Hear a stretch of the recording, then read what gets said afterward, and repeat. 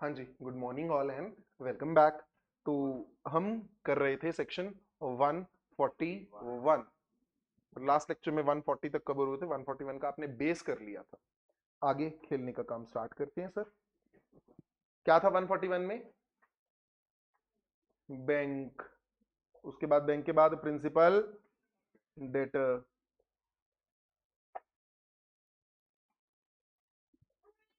और इसने लोन दिया किसको? प्रिंसिपल डेटर को। ठीक।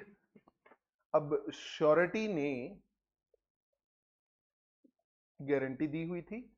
जब बैंक लोन देता है बदले में जनरली कुछ क्या आती है इसके पास? सिक्योरिटी लाइक लैंड, फर्नीचर, सम मूवेबल एसेट और इमूवेबल एसेट्स। हाँ कि ना? अब सर जैसे ही कॉन्ट्रैक्ट होगा, श्योरिटी का उन सिक्योरिटीज पर पूरा अधिकार है। कौन सी सिक्योरिटीज? वो सिक्योरिटीज जब गारंटी का कॉन्ट्रैक्ट बना उस समय वहां पर अवेलेबल थी। मान लीजिए जब गारंटी का कॉन्ट्रैक्ट बना, लोन की अमाउंट थी 10 लाख रुपए और सिक्योरिटी दी गई 15 लाख रुपए की। तो सर 15 लाख की सिक्योरिटी पर भी किसका अधिकार है? श्योरिटी का अधिकार। कब है? सब्रोगेशन के बाद। हाँ के ना? 140 लगा लो। अब कई बार क्या होता है, बैंक इन सिक्योरिटीज के साथ छेड़छाड़ कर देता है। छेड़छाड़ कर देता है मतलब अपनी मर्जी से प्रिंसिपल डेटर को वापस कर दी। इस वर्ड के लिए, इसके लिए हम वर्ड यूज करते हैं parts with. He parted with the securities, अपने से अलग कर देना। क्लियर है? जैसे भी मैंने दो बच्चों को पार्टेड विद किया। हाँ कि ना?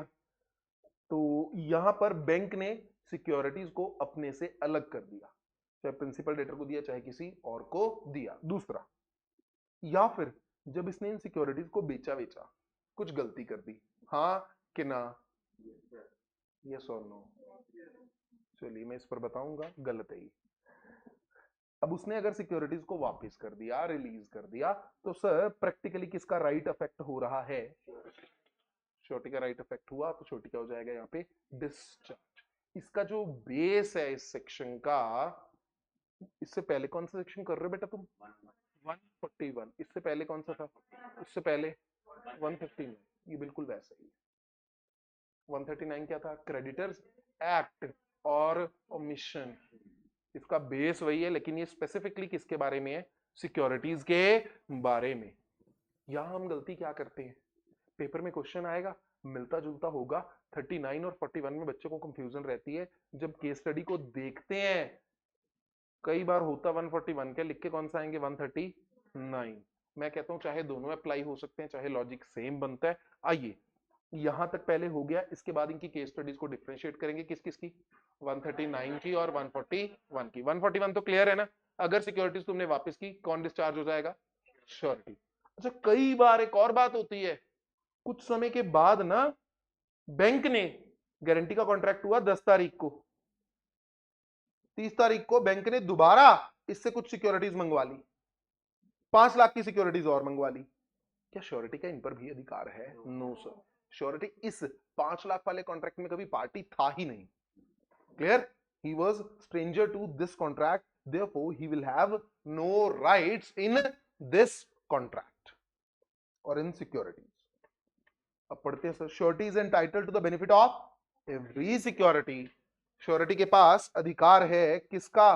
हर सिक्योरिटी का। Which the creditor has against the PD. जो क्रेडिटर के पास पड़ी, किसके अगेंस्ट? प्रिंसिपल डेटर के पास। When the contract of suretyship was entered into, whether surety is aware or not. ये ध्यान रखना, चाहे श्योरिटी को पता है चाहे नहीं पता, उनका इन सिक्योरिटीज पर अधिकार है। इसको जरा बोल दो जल्दी से, फिर सेक्शन का दूसरा पार्ट शुरू होता है। Surety is entitled to benefit of every security which the creditor had against the principal debtor. कब? at the time when the contract of suretyship was entered into, or when guarantee was given, or when guarantee was given, whether surety is aware of its existence or not. After that, and ये दूसरा part, if the creditor loses, securities गुम कर दी, or without the consent of surety parts with such security, the surety is discharged to the extent of value of such security. सही है, इसे एक ही बार में बोल दो जल्दी से. Surety is entitled to the benefit of every security which the creditor had against the principal debtor when guarantee was given, whether he is aware or not. Short में कर रहे हैं. And if the creditor loses such a security or parts with such security, हाँ जी, surety is discharged to the extent of value of security. Extent of value का मतलब क्या है? जैसे कि हमने बोला था ना 15 लाख की सिक्योरिटीज, मान लो उसने 50% रिलीज की होती, श्योरिटी कितने से रिलीज हो जाता? 50%. क्लियर है? अब सिक्योरिटीज ही मान लो 10 लाख के पीछे 2 लाख की पड़ी थी, उसने वो 2 लाख की सिक्योरिटीज गुम कर दी, क्या पूरे का पूरा रिलीज हो जाएगा? No sir. कितने के लिए रिलीज होगा? 2 लाख. यहां ना बच्चे लिखते हुए गलती कर देते हैं, द श्योरिटी इज डिस्चार्ज लिख के कहानी खत्म कर देते हैं. तुम्हें जल्दी होती है ना, पेपर के बाद घर जाना होता है, तो यहां लेकिन बेटा वो दोबारा बुला लेते हैं इसी कारण. क्लियर है? क्या लिखना है मुझे साथ में? To the extent of value of. Release तो हो रहा है, ऐसा ही काम तुम कहां कर रहे थे 133 में, द श्योरिटी इज डिस्चार्ज. भाई साहब डिस्चार्ज किसके लिए हो रहा है? सब्सिक्वेंट के लिए. ये दिमाग में रखा करो, क्या वो पूरी तरह से डिस्चार्ज हो रहा है? अगर तुम्हारे दिमाग में चलेगा ना बैकग्राउंड में, जैसे होता है ना वो मूवीज में, आप सोचो जरा, वो इधर हीरो हीरोइन मिल रहे हैं, ठीक, पीछे गाना चल रहा है, चक लो रिवॉल्वर रफला में कब्जा ले, भाई सब रोमांटिक फीलिंग आ सकती है कभी. तो बैकग्राउंड में म्यूजिक जरूरी है. इसी तरह जब तुम लॉ लिख रहे हो ना, तुम्हारे बैकग्राउंड दिमाग में क्लैरिटी होनी जरूरी है. किस चीज की? कि भाई साहब वो कितनी एक्सटेंट तक डिस्चार्ज हो रहा है. 133 में क्या 100% डिस्चार्ज हो रहे? नहीं, लायबिलिटी अभी भी बाकी है. यहां पर भी पिक्चर अभी बाकी है. कितने वैल्यू के लिए डिस्चार्ज हो रहा है? सिक्योरिटी 100% नहीं है. ये क्लियर है? अब हमारे लिए काम की चीज क्या है? इसकी केस स्टडीज, छोटे छोटे केस स्टडीज. क्या कह रही है? Creditor having mortgage of furniture. Creditor के पास क्या सिक्योरिटी थी? Furniture. Cancel the same, hero बना, and hence surety is discharge up to value of जितने का. भाई साहब तुम्हारे पास फर्नीचर था, तुमने आगे बलि चढ़ा दी, तो मेरे राइट्स की बलि हुई, मैं भी यहां पे डिस्चार्ज हूं. Next, creditor secured by decree. Decree क्या होता है? एनीबॉडी? कोर्ट का ऑर्डर है और क्या है? Formal order. क्लियर है? डिक्री माने एक फॉर्मल ऑर्डर है कोर्ट का. क्रेडिटर को फेवर मिला हुआ था कोर्ट के ऑर्डर से, अलोंग विद गारंटी. दो चीजें, तुमने किसी से पैसे लेने हैं, कोर्ट ने बोल दिया हाँ जी वाकई में पैसे लेने हैं. दूसरा, तुमने उन पैसों के लिए क्या ली हुई है? Guarantee. Took goods under the decree. ये गुड्स क्या बन गई मेरे लिए? Security. But later on withdraw the execution. पहले गुड्स उठाई फिर वापस कर दी. Surety is discharge up to the value of the goods. Next, creditor loses a security mortgage afterwards. Afterward मतलब गारंटी के कॉन्ट्रैक्ट के बाद. Surety is not discharge. यहां श्योरिटी डिस्चार्ज नहीं होएगा. Clear to all? अब क्या काम करना है हमने? मैं वही करवा रहा हूं बेटा. मैंने पूछा क्या काम करना है मेरे लाल? 139 और 141 को डिफरेंशिएट.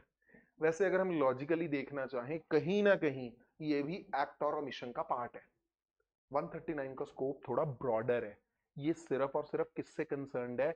सिक्योरिटी से. लेकिन यहां पर एक और दिक्कत आती है, हमारे कॉन्ट्रैक्ट एक्ट का स्कोप ज्यादा नहीं है. मैं कम पढ़ा के भी काम चला सकता हूं, लेकिन दोनों को डिफरेंशिएट कर ले तो बेटर है. सिक्योरिटी के लिए कंसर्न है, बच्चा कहता बिल्कुल सही है सर.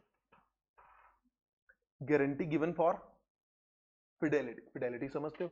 तुम्हारी ईमानदारी की किसी ने गारंटी दी और तुमने एज यूजुअल गड़बड़ कर दी, तो भाई साहब क्या हुआ? गारंटी सामने आएगी, लेकिन गारंटी में उसने काम किया था, क्या बोला था कि भाई साहब ये हफ्ते बाद इसके कैश की चेकिंग करते रहना, महीने बाद करते रहना. वो चेकिंग करना भूल गया. क्रेडिटर एक्ट और ओमिशन, क्या ये सिक्योरिटी से कंसर्न्ड है? No sir. तो ये 139 के स्कोप में बहुत अच्छा कवर हो जाता है. दूसरे पे आते हैं, payment for ship to be made in instalment. Payment करनी थी इंस्टॉलमेंट में और तुमने प्री पेमेंट कर दी। किसने प्री पेमेंट की? क्रेडिटर ने। हाँ कि ना? ये सामने वाले ने प्रॉमिस परफॉर्म नहीं किया। तो भाई साहब आपकी ये प्री पेमेंट आपका गलत एक्ट। ऊपर क्या था बेटा? ओमिशन। इसकी जो ड्यूटी थी इसने पूरी नहीं की। इसमें क्या हुआ? प्रीपेड में एक्ट। ये एक्ट क्या था मेरे लाल?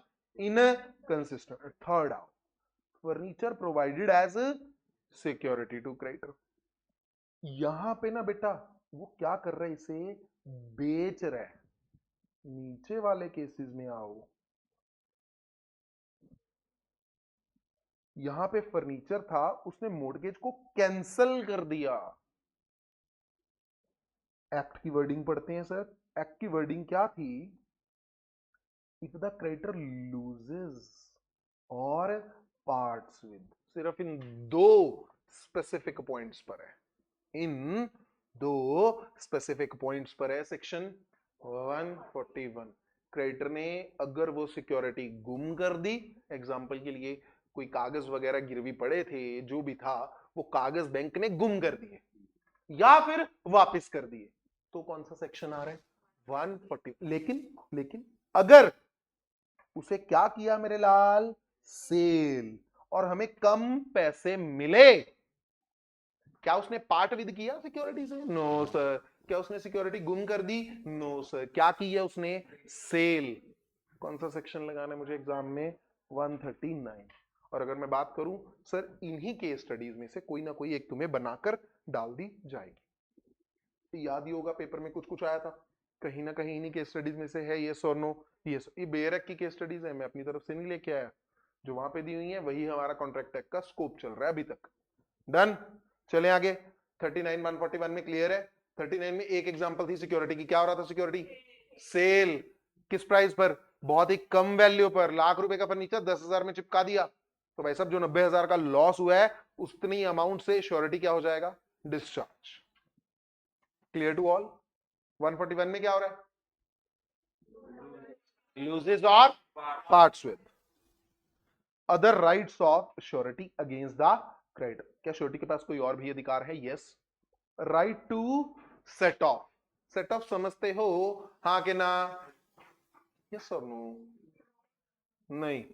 अरे बहुत आसान है ना। तुमने किसी से 10,000 रुपए लेने हैं, उसके 6,000 रुपए देने भी हैं। हाँ ये सेट ऑफ ही है। एडजस्टमेंट कर लेना और नेट ऑफ कर लेना। ठीक। तो यहां पर एग्जाम्पल क्या बनती है? अगर प्रिंसिपल डेटर ने क्रेडिटर से कोई पैसे लेने थे, तुम्हारी गारंटी थी 10 लाख की। तुम्हारी गारंटी कितने की थी? 10 लाख। उधर से बैंक ने भी प्रिंसिपल डेटर के, जिसको लोन दिया था, 10 लाख का लोन जो दिया था, उसके अलावा बैंक ने उस बंदे के 4 लाख रुपए देने भी थे। कोई प्रोफेशनल था, उससे बैंक ने काम करवाया था। अब बैंक तुमसे कितने डिमांड करेगा? 6। ये क्या है? Right to set off. ये बेसिक्स पर आधारित है। ये कहां गिवन नहीं है? Bare act.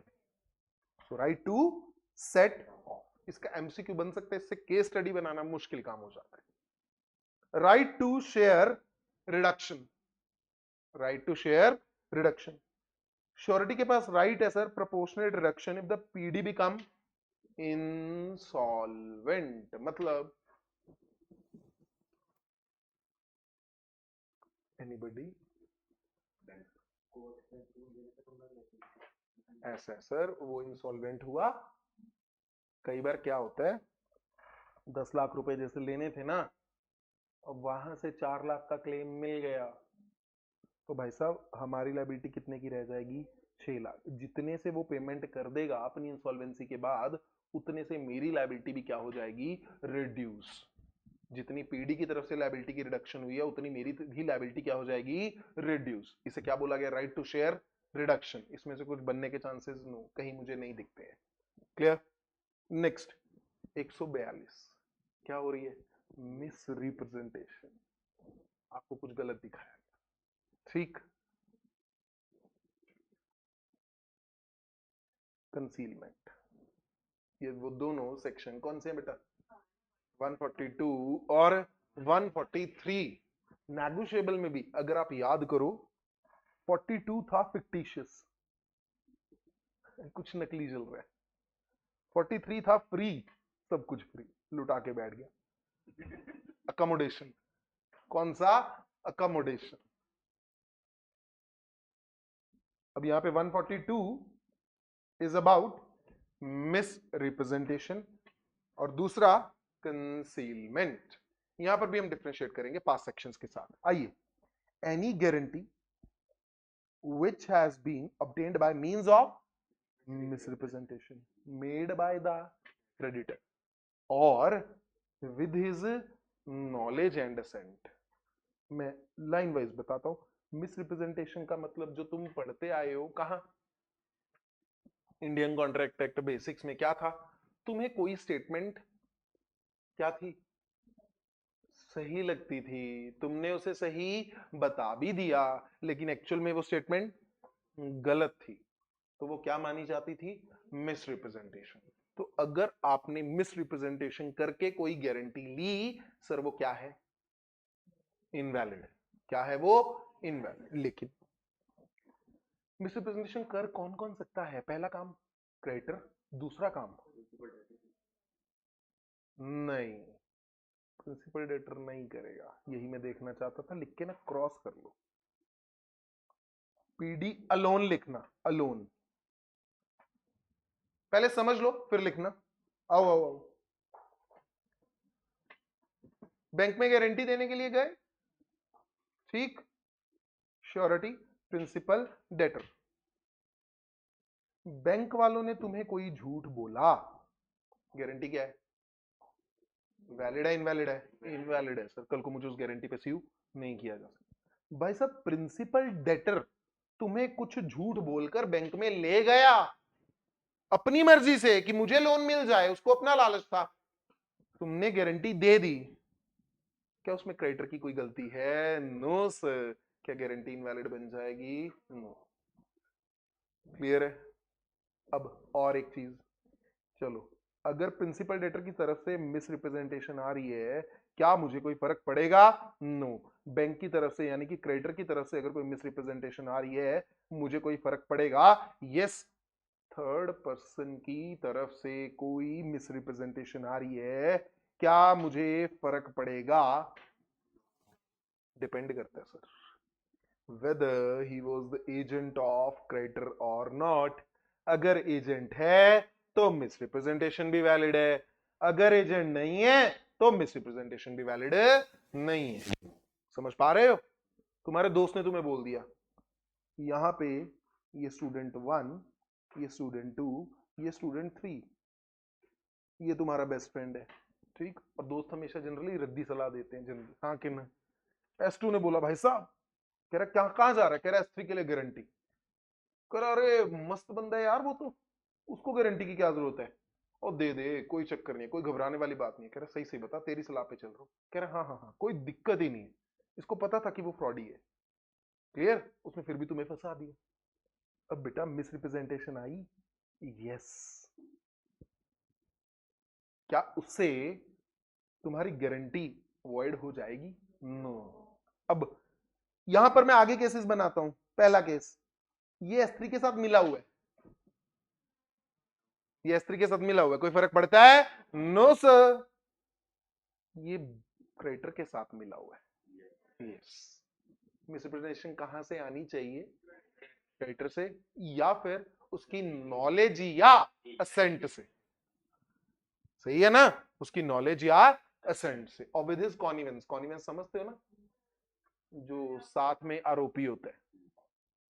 एग्जाम्पल के लिए मर्डर हुआ सर, वो जिसके घर में रखा हुआ था उसको पता था कि यार ये लोग उसको तंग कर रहे हैं, कितने दिन से खाना वाना नहीं दे रहे हैं, वो भी बराबर दोषी माना जाता है, वो भी बराबर दोषी माना जाता है। इसे बोलते हैं कॉनिवेंस, जो साथ में उस काम में इन्वॉल्व था। क्लियर है? वो एड्स में देखते हो ना, वो चोर आ रहा होता है, ठीक, उधर से पीछे पुलिस आ रही होती है, चोर इधर छुप जाता है, पुलिस पूछते कहां है, कह रहा उधर गया है, वो बचाता है ना भाई साहब, वो भी पार्ट माना जाएगा उस काम का। क्या है ये? कॉनिवेंस। तो यहां पे कॉनिवेंस नहीं होनी चाहिए, किसके साथ? क्रेडिटर के साथ। किसके साथ? क्रेडिटर के साथ। क्लियर है? 142 क्लियर है मेरे लाल? क्या? मिस रिप्रेजेंटेशन अभी रीड नहीं करते हैं। एक और चीज का ध्यान रखें, ये जो मिसरिप्रेजेंटेशन है ना, ये मटेरियल पार्ट के लिए हो। किसके लिए हो? Material part. तुम गाड़ी खरीदने गए भाई साहब, पूछा हाँ जी भाई साहब कहाँ से हो, कह रहा मैं यही लोकल पीछे ही घर। कह रहा अच्छा। बाद में पता लगा गाड़ी वाड़ी खरीद ली एक दिन कि भाई साहब वो यहाँ का है ही नहीं, वो तो चंडीगढ़ रहता है। वापस कर लिया भाई साहब, इसने फ्रॉड किया। क्या फ्रॉड? झूठ बोला है। झूठ बोला है? हाँ बोला है। क्या बोला है? इसने बोला ये पीछे रहता है। कहाँ रहता है? चंडीगढ़। सर नहीं, हमारी गाड़ी वापस कर ली। कोई मटेरियल पार्ट है?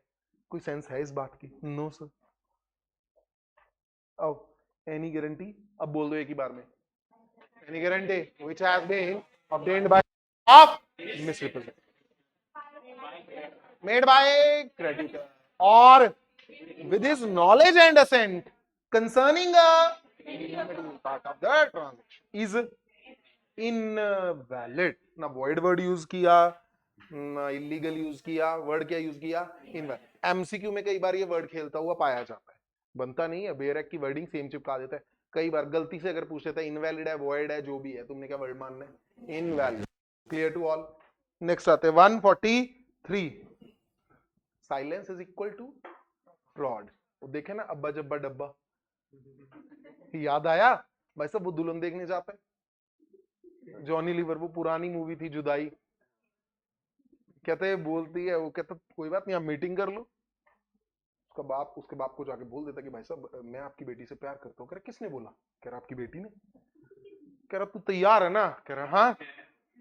ओ भाई साहब जब मिलता है उसे शादी के बाद, कहता है हाँ जी। वो बोलने की कोशिश करे अब्बा जब्बा डब्बा, कहानी खत्म। तीन ही वर्ड बोलती होती है पूरी मूवी में, अब्बा जब्बा डब्बा। तो भाई साहब अगर आपने चुप्पी रखी, ऊपर क्या कर रहा था? कुछ गलत प्रेजेंटेशन दे रहा था। इसको ना, गलत प्रेजेंटेशन को मैं एक और बात बता दूं, आप अपने बेसिक से लिंक मत कीजिएगा। बेसिक कौन सा? जो आपको मिसरिप्रेजेंटेशन का मतलब पता है, वो क्या पता है बेटा? खुद को भी पता था, सही है, लगता था मतलब तुम्हें, और तुमने वही चीज रिप्रेजेंट की। वो जरूरी नहीं है। यहाँ पे सारे केसेस कवर हो जाएंगे, चाहे तुम्हें खुद को गलत लगता है, चाहे तुम्हें सही लगता है। तुमने आगे बस जो प्रेजेंट किए हैं फैक्ट्स, वो गलत है। मिसरिप्रेजेंटेशन का यहाँ पर क्या मतलब है? Facts presented are wrong. Facts presented are wrong, बात खत्म। तुम्हें सही पता, तुम्हें गलत पता, मुझे कोई फर्क नहीं पड़ता। केस स्टडीज के लिए ये बात इंपॉर्टेंट है। बच्चा कहीं पुराने वाला मिसरिप्रेजेंटेशन का फर्क ढूंढने लग जाए, फंस जाएगा। इसके बाद sir, guarantee obtained by concealment. Concealment वही किसकी? मटेरियल फैक्ट की, इमटेरियल फैक्ट की? Material. Any guarantee which the creditor has obtained by means of keeping silence as to material circumstances is invalid। अगर material circumstances के लिए तुम चुप रहे तो भाई साहब वो भी क्या है? Invalid. Clerk collecting money, clerk पैसे कलेक्ट करता था, fail to account for some of his receipts and afterward guarantee is taken from surety.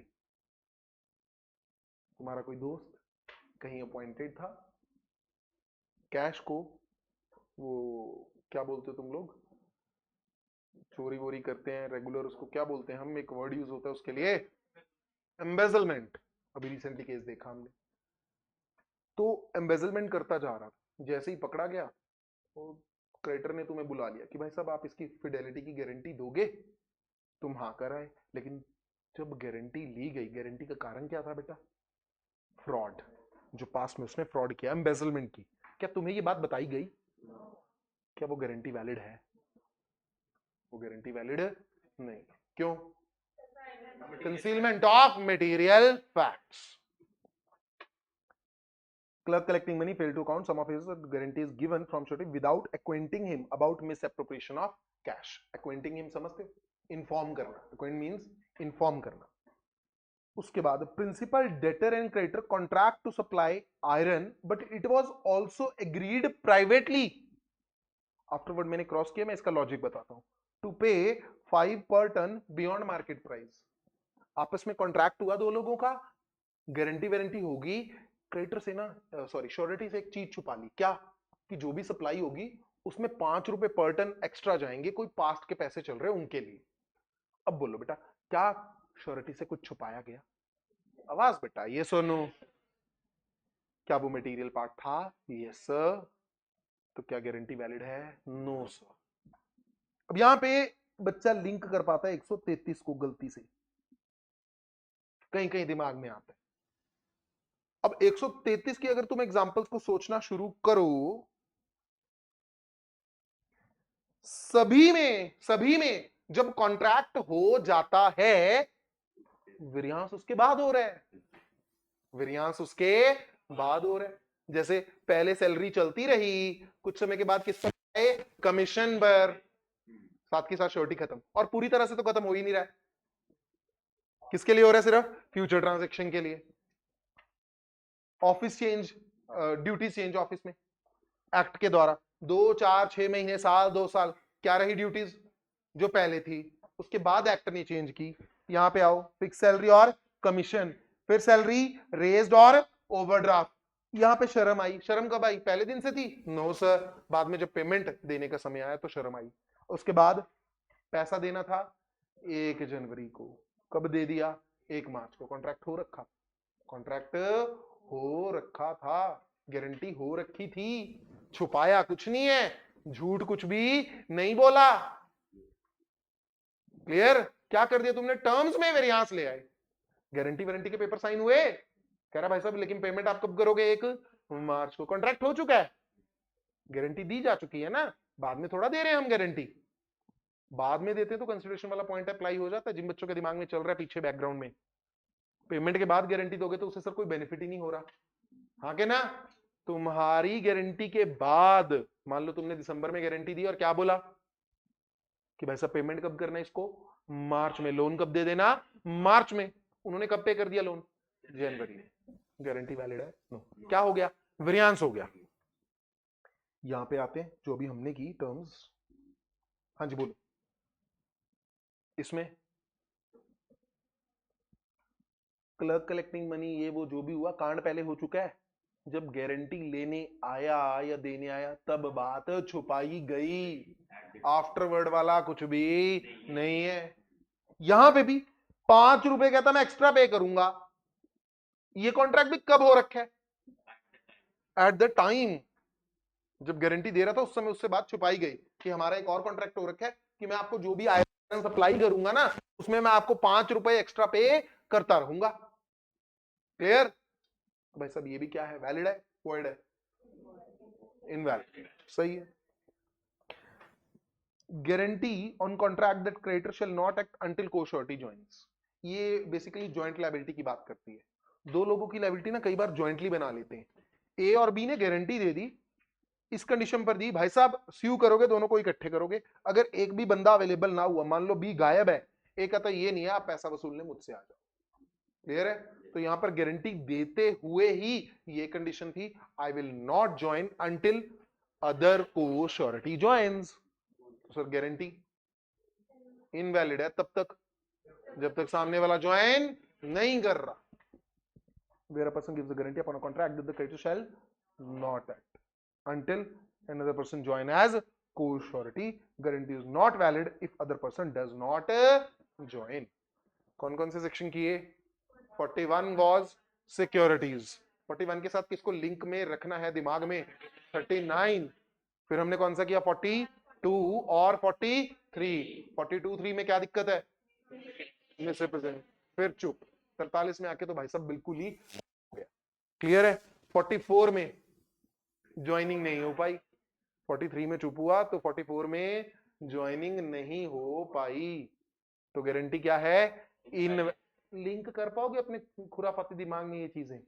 42, 43, 44। चलिए, implied promise to indemnify surety और राइट ऑफ इंडेमनिटी, ये किसकी बात कर रहे हैं सर? इंडेमनिटी का कॉन्ट्रैक्ट किसके बीच हुआ था? श्योरिटी और प्रिंसिपल डेट। तो ये बेचारा अकेला सेक्शन है जो उसके बारे में कुछ बोलना चाहता है। वैसे तुमने इंडेमनिटी कहां कर लिया था? 124 और 25 में। यहां हम कहां पे फंसे हुए हैं? 145 में आकर, वो 25 के बाद 20 सेक्शन जंप करके कहां आया? 145। क्या बोल रहा है? हर गारंटी के कॉन्ट्रैक्ट में कहता है यार एक इंप्लाइड प्रॉमिस होता है, ये हम डिस्कस कर चुके हैं। वैसे इंप्लाइड मतलब साफ साफ नहीं बोलना, ठीक। सर्कमस्टांसेस से या उनके वर्ड से मुझे जजमेंट हो जाएगी कि उनके बीच क्या है, इंडेमनिटी का कॉन्ट्रैक्ट। इंप्लाइड प्रॉमिस किसके द्वारा, प्रिंसिपल डेटर के द्वारा, किसको, श्योरिटी को, कि मैं आपको क्या करूंगा, indemnify. The surety is entitled to claim from PD all the sums which he has paid. बस इतना पार्ट इंपॉर्टेंट है sir, all the sums which he has paid rightfully not wrongfully। इसे अपने वर्ड्स में बना सकते हो, इसमें इतना कुछ मुश्किल नहीं है। क्या क्या हो रहा है, प्रॉमिस हो रहा है, श्योरिटी क्लेम कर सकता है, और वो पैसा जो उसने क्या दिया, राइटफुली पे किया, रॉन्गफुली नहीं। ये हमने इंडेमनिटी में भी पढ़ा था, पता है 125 जब आप लोगों ने किया था, उसमें था या तो आपके पास अथॉरिटी थी और you did not contravene the orders of the indemnifier and acted as a man of ordinary prudence as if there was no contract। मतलब तुमने समझदारी का परिचय दिया, यहां पर भी यही चीज है। Clear to all. चलिए केस स्टडीज। श्योरिटी ने डिफेंड किया सूट रीजनेबल ग्राउंड्स पर। रीजनेबल ग्राउंड मतलब राइटफुली की बात कर रहे हैं, रॉन्गफुली, राइटफुली, बट हार गया। क्या वो सूट की कॉस्ट रिकवर कर पाएगा, yes. Clear. Next, defend the suit not having reasonable ground, rightfully wrongfully. तुम्हारे पास जेन्युइन कारण नहीं है, तुम फिर भी डिफेंड कर रहे हो बेटा, सही कर रहे हो, गलत, गलत, रॉन्गफुली है, तो सर केस हार गया। मेन अमाउंट रिकवर कर पाएगा, दो ऑप्शंस है, एक तो मेन अमाउंट रिकवर करनी है, एक मेन अमाउंट और सूट की अमाउंट भी रिकवर करनी है। क्या रिकवर कर पाएगा बेटा, मेन अमाउंट। फीलिंग मत ले लेना लिखते हुए, रॉन्गफुली है तो कुछ भी रिकवर नहीं कर पा रहा, ना ना ना, प्रिंसिपल डेट तो रिकवर कर ही पाएगा, लेकिन कॉस्ट ऑफ सूट रिकवर नहीं कर पाएगा। Clear. Next, surety guarantees payment of rice up to 2 lakh. ये एग्जांपल खुद पढ़ के जरा बताने की कोशिश करो, शाबाश। यहाँ बच्चों के ना थोड़ी दिल में बात लगती है तो दिक्कत आती है, अदरवाइज इसमें कोई दिक्कत नहीं है।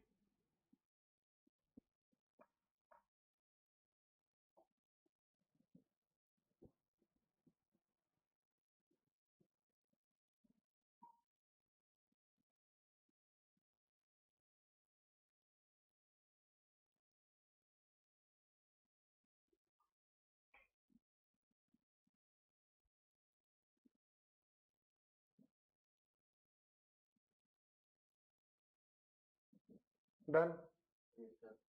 डाउट किसी को भी, क्लियर है। देखो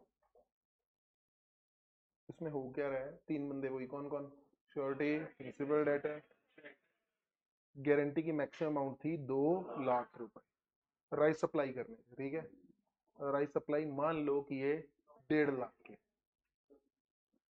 इसने पैसा दिया नहीं, इसने चुपचाप बोल दिया कि कितने का राइस है, 2 लाख। इसने भी चुपचाप पेमेंट कर दी, कितने की, 2 लाख। एक्चुअल डेट कितना है, what sums have been paid rightfully, 1.5, what sum has been paid wrongfully, how much he can recover from principal debtor, 1.5 lakh, not 2 lakh। यहाँ बच्चों का दिल दुखता रहता है, मैं वो बता देता हूँ, पेपर में कभी नहीं पूछता, लेकिन बच्चों को आता है यार इसका जो 50,000 का लॉस हो गया, तुम्हारा काम नहीं है। बच्चा पता है मेन आंसर आता है तुम्हें, उसमें दिक्कत नहीं है, यहाँ दिल टूटना शुरू हो जाता है बच्चे का, यार ये क्या हो गया इसके साथ, हम तो लिख के आ रहे हैं कि 1.5 लाख रिकवर करेगा, बेचारा पे कितने कर चुका है, मैं आज इसको इंसाफ नहीं दिलवा पाया। तो भाई साहब वो तुम्हारा रोल नहीं है, तुमसे एक पॉइंट पूछा गया है, तुमने उसी पॉइंट पे अपनी टेस्टिंग देनी है। वो कितने रिकवर कर सकता है प्रिंसिपल डेटर से, 1.5। हाँ ऑब्वियस है, अब तुम्हारे दिल की खुंदक निकालते हैं, सर इस पे वो फ्रॉड वॉड का केस करेगा, 50,000 भी रिकवर करेगा, डैमेजेस भी रिकवर करेगा। हाँ मेरे लाल, हाँ वो सब कुछ करेगा, क्लियर है। लेकिन ये पेपर में नहीं पूछा जाता, उसको पता है तुम इंटेलिजेंट हो, लेकिन वो पेपर में नहीं पूछेगा, क्लियर। तो चाहे यहां पे हार्ट ब्रेक बना सकते हैं मेरे लाल आप, ठीक है जी। तो श्योरिटी ने गारंटी कितने की दी थी, 2 लाख की, क्रेडिटर ने सप्लाई किया 2 लाख से कम, एग्जाम्पल लिख लेते हैं 1.5 lakh. Surety can recover actual amount due, not rupees 2 lakh. आओ जी,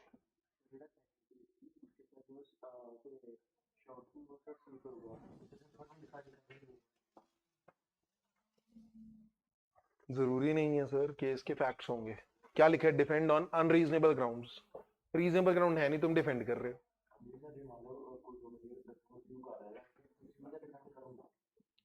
सर उस तरह से डिफेंड करना वो सेपरेट इशू है। ठीक, वकील बाहर आ चुका है पुराने वाला, मैं समझ पा रहा हूं। करें, सेक्शन कौन सा बचा? 140 में दीजिए, को पता लग गया। 146 और 147। 46 47 ये दो किसके बारे में बात कर रहे हैं? को श्योरिटीज की कहानी कर रहे हैं। को श्योरिटीज का यार एक और सेक्शन था, कौन सा? 138।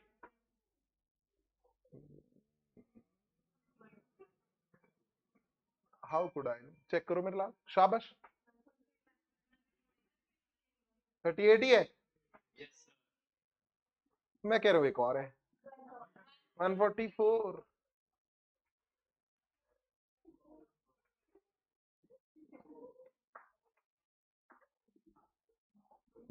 दो सेक्शन और पड़े हैं। कौन कौन से? 138 क्या कहता था?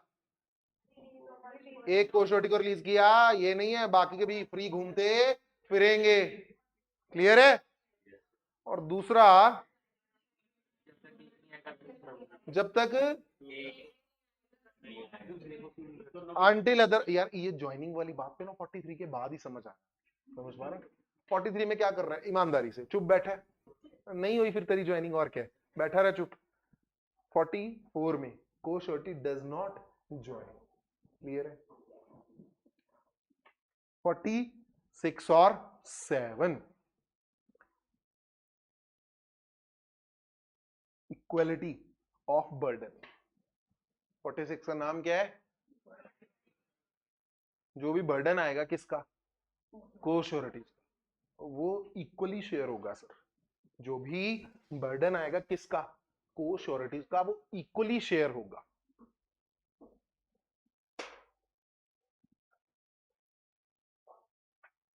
ये क्या कहना चाह रहा है, जरा ध्यान देना। एग्जांपल, S1, S2, S3,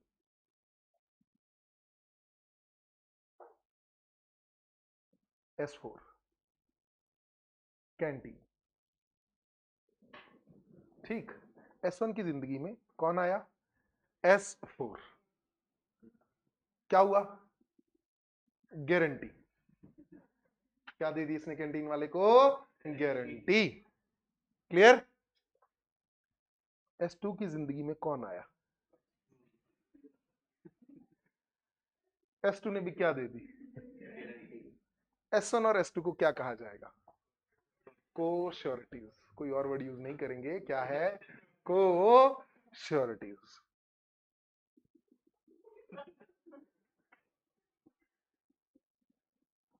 क्या है ये? को श्योरिटीज। क्लियर है? अब भाई साहब S4 की शादी होगी S5 के साथ। क्लियर है? इधर कैंटीन वाले का 90,000 का बिल ड्यू। क्लियर है? अब जरा बात बताएंगे। S1 को S2 के बारे में पता था, S1 को S2 के बारे में पता था, लेकिन S3 के बारे में पता नहीं था। अब बोलो कैंटीन वाले अंकल किससे कितना रिकवर कर सकते हैं?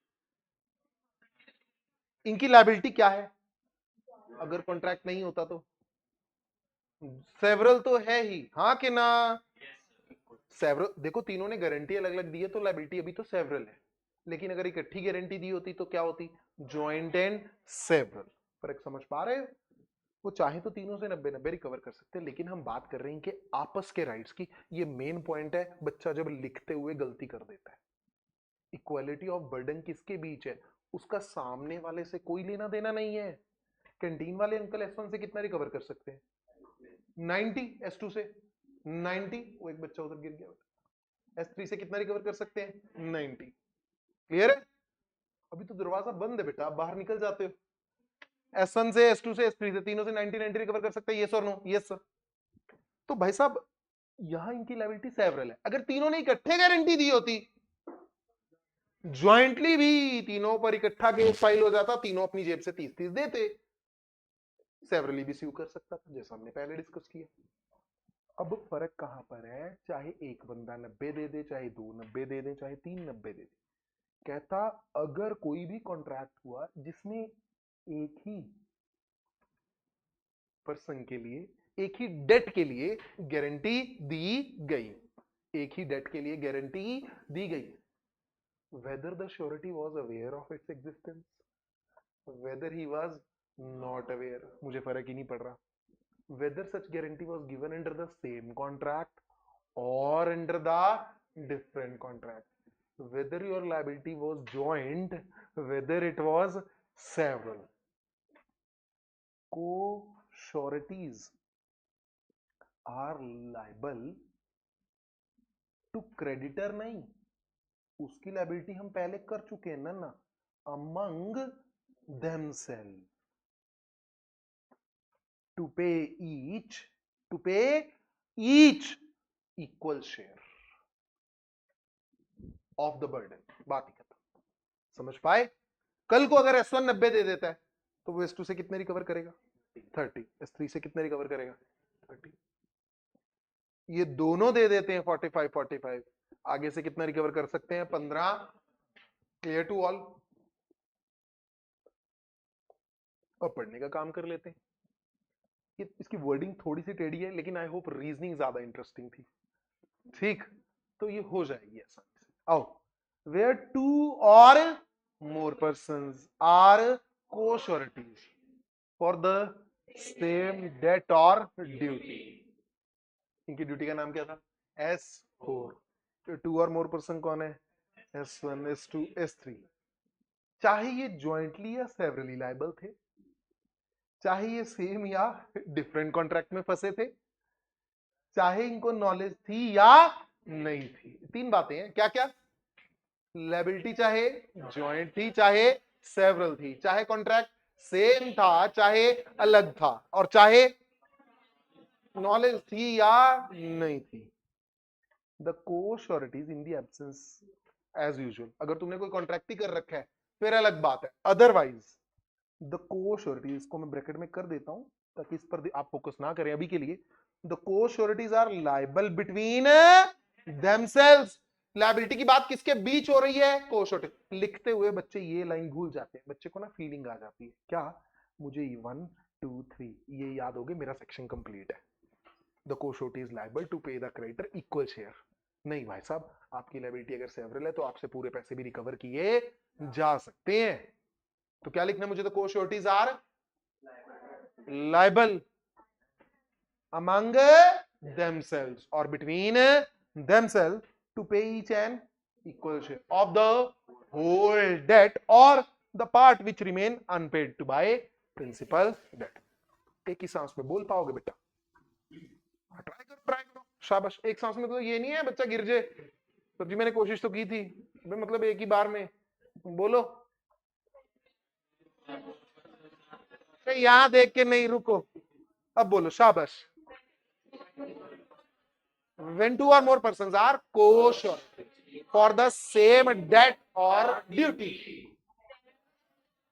whether under the same contract or under the different contract, whether liable jointly or severally, whether with or without the knowledge of each other, they all are, the co-sureties are liable between themselves to pay each an equal share of the debt, unpaid debt, or the part which remains unpaid by a principal debtor. Thus, equality of burden is the basis of co-suretyship। Clear है? और last में, co-surety is bound in different sums। ये बहुत आसान है। अच्छा, 146 commonly पाया जाता है पेपर में, ये नहीं है, इसका डायरेक्ट क्वेश्चन आता है या फिर केस स्टडी आएगी, उसमें छोटा सा पूछा होगा क्या इसको पे करना पड़ेगा। 3 लोगों ने guarantee the, A B C थे, सी आज मुकरना चाहता है, क्या वो मुकर सकता है? No sir. Equality of burden साथ में चलेगा। डिफरेंट सम, ये क्या कहना चाहता है? ए बी सी तीनों को श्योरिटी है हमारे क्रेडिटर के पास। ए ने कहा हुआ है भाई साहब मेरी गारंटी मैक्सिमम है 5 लाख, बी ने कहा हुआ है मेरी गारंटी मैक्सिमम है 3 लाख, इसने कहा हुआ है मेरी गारंटी मैक्सिमम है 2 लाख। अब जरा खेलते हैं। लॉस आया सर 3 लाख रुपए, बोलो कैसे बटेगा? 1 लाख 1 लाख 1 लाख। लॉस आया सर 6 लाख रुपए, 2 लाख 2 लाख और 2 लाख। सर लॉस आया 9 लाख रुपए, 2 लाख इसका मैक्सिमम, इसका मैक्सिमम। एक मिनट, 2 गए 9 में से कितने बचे? 7 लाख। 7 लाख बाय 2 3.5। मैं कह रहा हूं कैलकुलेटर ले जाना यार, बेटर है। ऐसे ही हमें गलती होगी ना लॉ के पेपर में, ये घटे सी बात पे बच्चा रोएगा घर पे आके। 3.5 लाख। अब अगर हम यहाँ पे बात करते हैं कि 3.5 लाख पे करने हैं, बी क्या बोल रहे हैं? मेरी गारंटी मैक्सिमम 3, कितने बचे? 7 में से 3 गए 4। क्लियर है? लॉस आ गया 15 लाख, 2 लाख 3 लाख। हाँ फीलिंग लेनी। अरे बाकी कहां गया बच्चा, ढूंढ रहा है इधर उधर। क्लियर है? जितने की लायबिलिटी उतनी ही जितनी मैंने गारंटी ली है। आओ जी, liability of co-surety bound in different sums. The co-sureties who are bound in different sum are liable to pay equally as far the limit of their respective obligation permit. In other words, co-sureties though bound in different sums shall contribute equally subject to their maximum liability. इस पर बनता है लेकिन chances ज्यादा 146 के रहते हैं। 4 section को-sureties के कौन कौन से? 38, 44, 47। क्लियर मेरे लाल? तो आज हमारा चैप्टर खत्म हो चुका है, कौन सा? इंडेमनिटी एंड कल bailment and pledge. Thank you all, have a great day, bye bye, keep smiling.